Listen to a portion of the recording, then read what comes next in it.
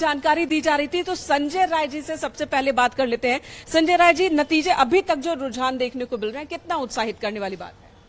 उत्तर प्रदेश में जो रुझान दिख रहा है वो उत्साहित करने वाला तो है ही, लेकिन भारतीय जनता पार्टी के हमारे कार्यकर्ताओं को पूरा भरोसा है कि हम नगर निगम 100% जीतेंगे और नगर पालिका और नगर पंचायत में जो पिछले बार का रिजल्ट था 2017 का, हम उससे बेहतर करेंगे।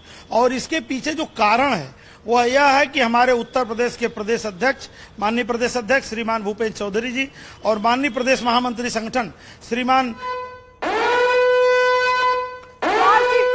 उलटफेर देखने को मिला है, जहां बीजेपी गठबंधन आगे है। 1600 वोटों से गठबंधन प्रत्याशी आगे हैं। बड़ी खबर आपको बता दें, स्वार सीट पर फिर उलटफेर। थोड़ी देर पहले समाजवादी पार्टी के प्रत्याशी आगे थे, लेकिन अब गठबंधन के प्रत्याशी आगे हैं। 1600 वोटों से गठबंधन प्रत्याशी आगे है। तो स्वार सीट पर एक बड़ा उलटफेर यहां पर देखने को मिल रहा है। बीजेपी गठबंधन प्रत्याशी आगे निकले, 1600 वोटों से गठबंधन प्रत्याशी आगे निकले हैं, लेकिन इंतजार अब भी बाकी है शाम तक का, जब नतीजे सामने आ जाएंगे और भी क्लियरली, क्योंकि कई राउंड की जो गिनती है वो होती है वोटों की, और अभी तक जो आ रहे हैं सामने रिजल्ट, उसके हिसाब से स्वार सीट पर एक बार फिर उलटफेर देखने को मिला है और बीजेपी गठबंधन प्रत्याशी आगे निकले हैं। और इसी पे एक जल्दी से रिएक्शन ले लेते हैं। राकेश त्रिपाठी जी हमारे साथ बने हुए। राकेश जी, क्योंकि बड़ा उलटफेर देखने को मिला, आपसे थोड़ी देर पहले ये था कि समाजवादी पार्टी के प्रत्याशी आगे चल रहे हैं, लेकिन अब खबर आ रही है कि बीजेपी के प्रत्याशी आगे हैं स्वार सीट से।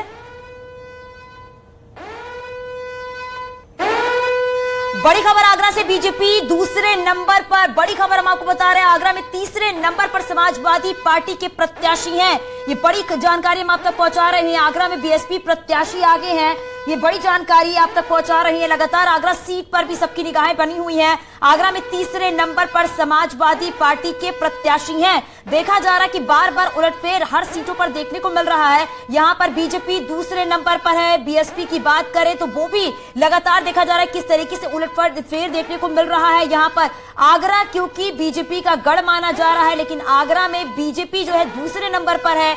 आगरा में बीएसपी प्रत्याशी आगे हैं। लगातार वोटों की गिनती चल रही है, ईवीएम की काउंटिंग शुरू हो चुकी है। सबकी निगाहें बनी हुई हैं कि कहां पर कौन आगे चल रहा है, लेकिन अभी तक की जो काउंटिंग हुई है वो काफी उत्साहित करने वाली है बीजेपी के लिए। देखा जा रहा है पिछली बार के मुकाबले इस बार जो प्रदर्शन है वो काफी अच्छा देखने को मिल रहा है और बीजेपी दूसरे नंबर पर है, बीएसपी पहले नंबर पर है।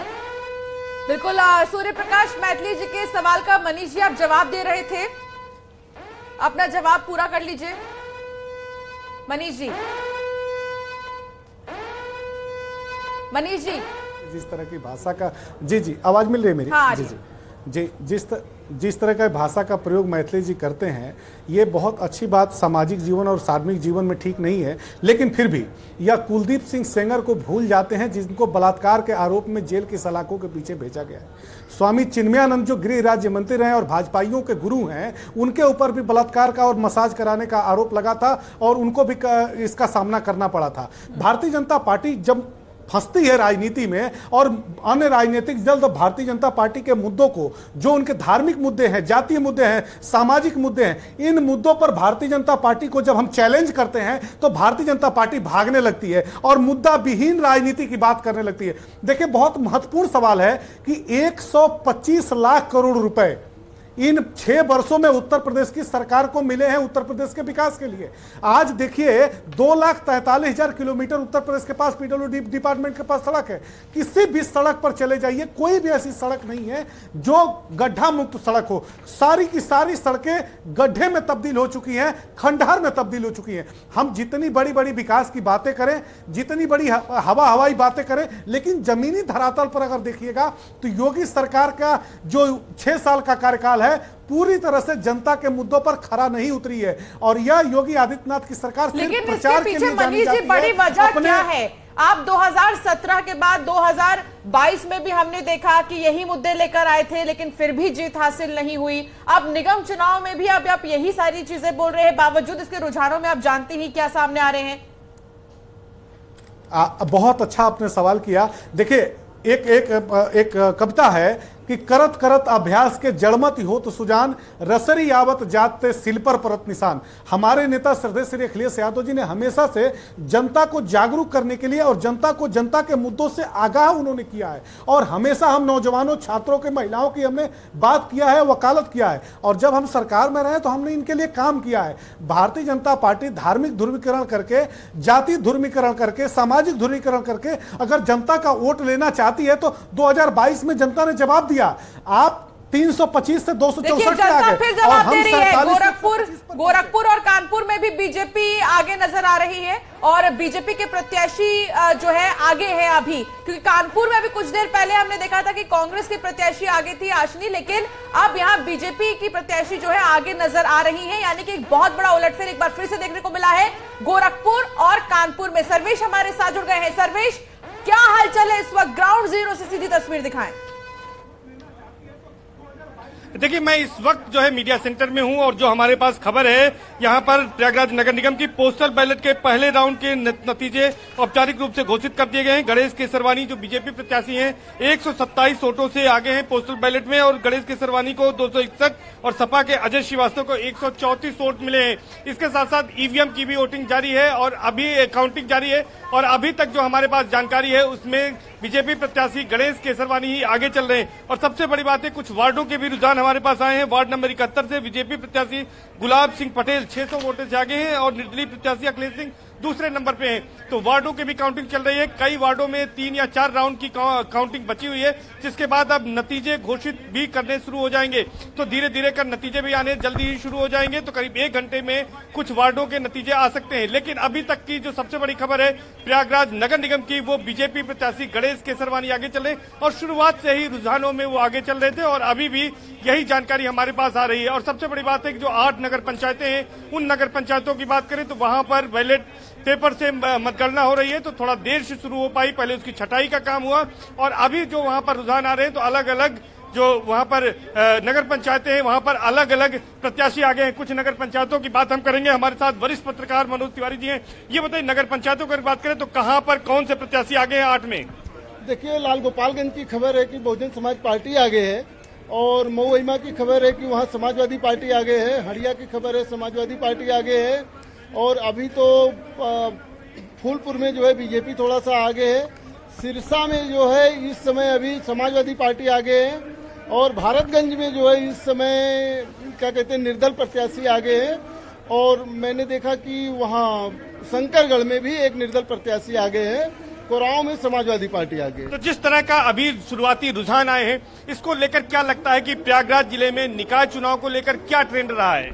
देखिए, प्रयागराज जिले में स्थानीय निकाय चुनाव को लेकर के जो है माहौल जो है महानगर में, जहां नगर निगम का था वहां तो भाजपा के पक्ष में था, लेकिन नगर पंचायत के चुनाव में भाजपा उतना बढ़िया कर नहीं पाई है, क्योंकि प्रत्याशी के व्यक्तिगत छवि वाली बात वहां आ जाती है। लेकिन महापौर 6 विधानसभाओं का चुनाव रहा, इसमें जो है भारतीय जनता पार्टी को बढ़त मिल रही है। आपको क्या लग रहा है कि जिस तरह से काउंटिंग अभी चल रही है, ईवीएम से यहाँ पर वोट डाले गए थे, कब तक जो है वो नतीजे आने शुरू हो जाएंगे? कितना और इंतजार अभी दर्शकों को करना होगा? देखिए, बैलेट पेपर के तो नतीजे आ ही रहे हैं। सर्वेश, आपके पास वापस लौटूंगी, सहारनपुर लिए चलते हैं। भारतीय हमारी सहयोगी हमारे साथ है। भारतीय, भी क्या जानकारी, क्या अपडेट है आपके पास? देखिए, रिजल्ट आने शुरू हो गए हैं। 14 और 15 वार्ड का फिलहाल जो है वो रिजल्ट आ गया, और दोनों ही जगह पर बीजेपी के कैंडिडेट ने यहाँ पर जीत हासिल की है। वार्ड नंबर 14 की अगर मैं अपडेट दूं तो यहाँ पर बरखा रानी जो कि बीजेपी की प्रत्याशी है, वो 91 वोटों से जीत गई है। इसके अलावा वार्ड नंबर 15 का भी रिजल्ट जो है वो यहाँ पर आना शुरू हो गया है, और यहाँ पर राजू सिंह जो है वो विजयी घोषित हुए हैं। तो ये कहा जा सकता है कि बीजेपी के प्रत्याशी की अगर हम बात करें तो वो आगे भी चल रहे हैं। इसके अलावा वार्ड्स के रिजल्ट भी आ रहे हैं। तीसरे राउंड की काउंटिंग की अगर मैं ताजा अपडेट दूं तो जो बीजेपी के प्रत्याशी हैं अजय सिंह, वो यहां पर आगे चल रहे हैं। तो शुरुआती दौर में जो बढ़त है वो लगातार बनी हुई है बीजेपी की। पहले, दूसरे और तीसरे राउंड में बीजेपी के कैंडिडेट अजय सिंह आगे चल रहे हैं। इसके अलावा जो वार्ड्स के रिजल्ट आए हैं उसमें 14 नंबर वार्ड और 15 नंबर वार्ड, इन दोनों ही वार्ड पर बीजेपी की बड़ी खबर इस वक्त झांसी में बीजेपी को निर्णायक बढ़त। झांसी में बीजेपी 32,000 वोटों से आगे है। बड़ी खबर आपको बता दें, झांसी में बीजेपी को निर्णायक बढ़त मिल रही है। झांसी में बीजेपी 32,000 वोट से आगे है। तो तो झांसी में समझा जा सकता है जहां पर असद का एनकाउंटर हुआ था, और उसके बाद देखिए यहां पर अभी झांसी में कैसे समीकरण बन रहे हैं जहां बीजेपी 32,000 वोटों से आगे है। बड़ी खबर, झांसी भी पिछले कुछ दिनों से सुर्खियों में था क्योंकि यहीं पर असद का एनकाउंटर हुआ था और देखा जा रहा है झांसी से जो मेयर प्रत्याशी हैं बिहारी लाल आर वो आगे चल रहे हैं, 32,000 वोट से आगे हैं। ये बड़ी जानकारी हम आप तक पहुंचा रहे हैं। झांसी में बीजेपी की बढ़त देखने को मिल रही है, चाहे बात झांसी की करे या फिर गोरखपुर की करे, कई ऐसी जगह है जहां पर बीजेपी आगे अपनी बढ़त बनाए हुए हैं। हालांकि तमाम ऐसे मुद्दे हैं जिसको विपक्ष लगातार उठा रहा है कि बीजेपी की तरफ से कोई काम नहीं किया गया है, लेकिन उसके बावजूद जो रिजल्ट सामने आ रहे हैं उसमें देखा जा रहा है बीजेपी की बढ़त देखने को मिल रही है। मनीष जी लगातार हमारे साथ बने हुए हैं। मनीष जी, इस पे आपका एक रिएक्शन जानना चाहूंगी, झांसी में भी बीजेपी की बढ़त देखने को मिल रही है। जी, अभी मैंने कहा है कि अभी हम लोग त्वरित रिजल्ट पर अगर प्रतिक्रिया देंगे तो ये ठीक बात नहीं है। अभी जैसे जैसे मतगणना आगे की तरफ बढ़ेगी समाजवादी पार्टी की आपको बढ़त दिखाई देगी। आप नगर पंचायत का देखिए, नगर पालिका का देखिए, एकदम बीजेपी के जस्ट पैरेलल समाजवादी पार्टी नगर पालिका में चल रही है, नगर पंचायत में चल रही है और वार्डों में चल रही है। और मैं एक बात आपसे कह दूं कि जैसे मतगणना का काम अंतिम चरण में पहुंचेगा, शाम का समय होगा, देखिएगा कि नगर पंचायतों में समाजवादी पार्टी भारतीय जनता पार्टी से आगे। ठीक है मनीष जी, आपके पास वापस लौटूं, गोरखपुर लिए चलते हैं। हमारे सहयोगी रामगोपाल हमारे साथ जुड़ गए हैं। रामगोपाल, देखा जा रहा है कि गोरखपुर में भी डॉक्टर मंगलेश श्रीवास्तव जो हैं वो आगे चल रहे हैं, अभी क्या अपडेट है आपके पास?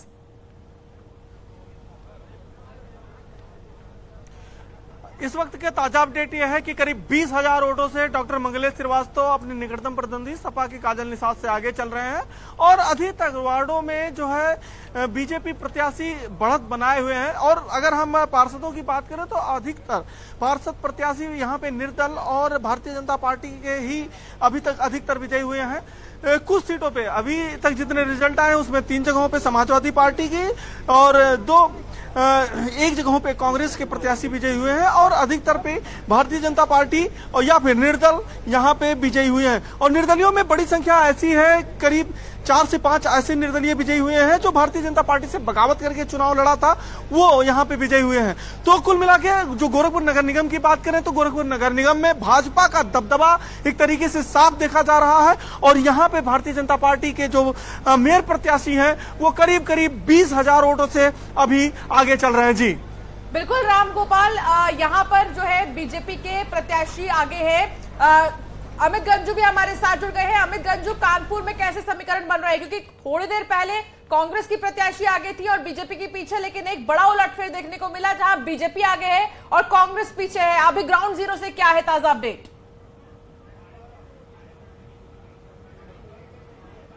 देखिए, मैं आपको बताना चाहूंगा जो लेटेस्ट अपडेट अभी सामने आया, भारतीय जनता पार्टी के प्रमिला पांडे को 35,946 वोट मिले हैं और समाजवादी पार्टी की वंदना वाजपेयी को 19,200, यानी ये लंबा गैप, लंबी एक रेस, 15,000 के आसपास की वोट की एक लंबी बढ़त बनाए हुए हैं। और इन सब के बीच कुछ एक अपडेट्स भी आए, मैं आपको बताना चाहूंगा। वार्ड 65 की बात करें तो बीजेपी के अभिनव शुक्ला 2,000 वोटों से जीते हैं। अगर भारतीय जनता पार्टी के बात करें 21 नंबर वार्ड की तो भारतीय जनता पार्टी के धीरेन्द्र सोनकर जीते हैं। अगर बात करें वार्ड नंबर 69 की तो वहां निर्दलीय विनोद गुप्ता जीते हैं। और अगर बात की जाए वार्ड नंबर 6 की तो प्रत्याशी गुड़िया भारतीय जनता पार्टी की जीती हैं। इन सबके बीच 81 वार्ड से बीजेपी प्रत्याशी आशुमेंद्र प्रताप सिंह 860 वोटों से जीते हैं।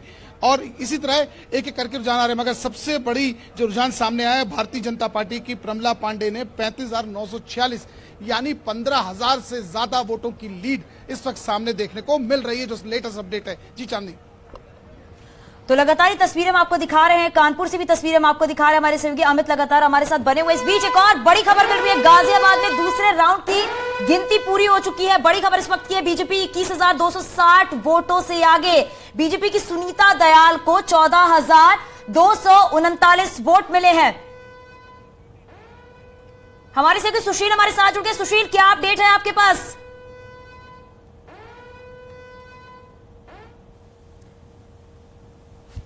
तो अभी गाजियाबाद में बता दें आपको कि बीजेपी की प्रत्याशी आगे चल रही है। हाँ जी देखिए, बीजेपी की फिलहाल अभी जो दलाल है वो लगातार आगे। हाँ जी देखिए, बीजेपी की फिलहाल अभी जो दलाल हैं वो लगातार आगे चल रही हैं। मैं आपको दिखा भी दूं, देखिए काउंटिंग सेंटर के बाहर का हाल कि सेकंड राउंड की जो काउंटिंग है वो कंप्लीट हो चुकी है। लगातार तमाम जो पुलिसकर्मी हैं वो ड्यूटी पे हैं, अधिकारी जो हैं वो यहाँ पर हैं, तमाम जो एजेंट हैं वो भी मौके पे हैं। लेकिन जो फिलहाल प्रक्रिया है वोटों की गिनती की, उसको फिलहाल पूरा किया गया है। लेकिन अभी तक का जो आंकड़ा है, जो रुझान है, उसमें बीजेपी लगातार आगे चल रही है। ये माना जा रहा है कि जिस तरह फिलहाल जो यहाँ की जनता है, जिसने फिलहाल काम पर फिलहाल वोट किया है, कानून व्यवस्था पर वोट किया है, उसी को देख